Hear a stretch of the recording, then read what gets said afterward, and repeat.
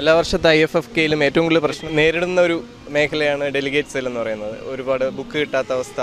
അപ്പോൾ ഈ വർഷം എങ്ങനെയാണ് അത് പരിഹരിക്കാൻ ഉദ്ദേശിക്കുന്നത്? കഴിഞ്ഞ എല്ലാ തവണത്തെയും പോലെ ഇത്തവണയും ഇത്തരമൊരു പ്രശ്നം ഉണ്ടാകാതിരിക്കാനായിട്ട് ഞങ്ങൾ വളരെയധികം ശ്രമിച്ചിട്ടുണ്ട്. ഞങ്ങൾ ശ്രദ്ധിക്കുകയാണ്. ഇപ്പം കഴിഞ്ഞ തവണത്തെ പോലെയല്ല, ഇത്തവണ ഏകദേശം 10 കൗണ്ടറുകൾ ഞങ്ങൾ ഡിസ്ട്രിബ്യൂഷനായിട്ടും കിറ്റിനും ഡെലിഗേറ്റ് പാസ് വിതരണത്തിനുമായിട്ട് ഞങ്ങളിവിടെ സജ്ജമാക്കിയിട്ടുണ്ട്.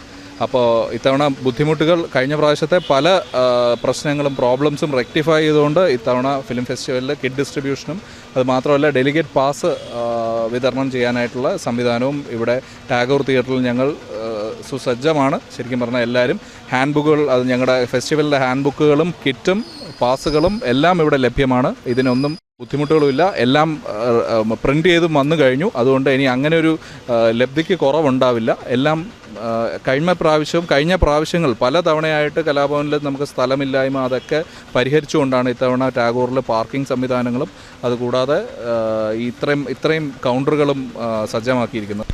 എത്ര ഡെലിഗേറ്റ്സ് ആണ് ഇതുവരെ രജിസ്റ്റർ ചെയ്തിട്ടുള്ളത്? ഏകദേശം 7000-ന് മുകളിലുള്ള ഡെലിഗേറ്റ്സ് രജിസ്ട്രേഷൻ വന്നിട്ടുണ്ട് ഇതുവരെ. അതിനനുസരിച്ചുള്ള എല്ലാ കിറ്റുകളും എല്ലാം ഇവിടെ തയ്യാറുമാണ്.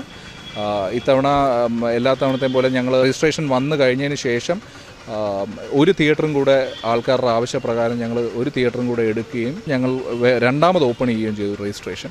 ആ രണ്ടാമത് ഓപ്പൺ ചെയ്ത രജിസ്ട്രേഷനിൽ ഏകദേശം 1000 പേര് വീണ്ടും രജിസ്റ്റർ ചെയ്തിട്ടുണ്ടായിരുന്നു.